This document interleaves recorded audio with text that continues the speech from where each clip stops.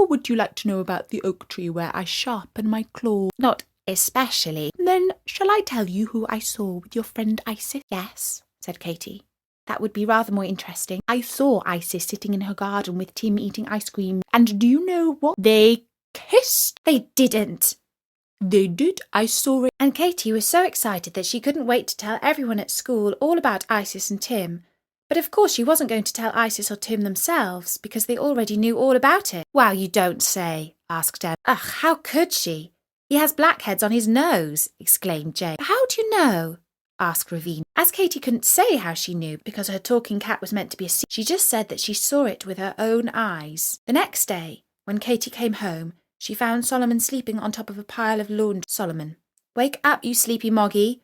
What did you see today? Well, he said with a stretch and a yawn. I was walking along the top of the school wall when I saw your friend Isis again. She was talking to Ravina and she said that you were a spy and a telltale tit. She didn't, exclaimed Katy with great indignation. Of course, you don't have to believe me if you don't want to. I do believe you, Solomon. I just meant that, how dare she say a thing like that?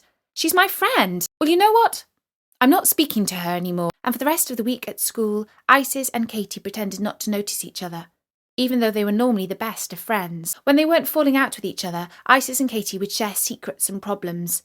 And quite often, when they got home from school, they would chatter on the phone because they liked each other's company so much. Now Katy wasn't speaking to Isis, so she called Paul, who used to go to her school. Isis was looking out of her bedroom window at the spot where she sat with Tim. Tim had given her one tiny little kiss as an experiment, just to see what all the fuss was about, that sort of thing. She would have liked it less if she had known that Katy was spying on her.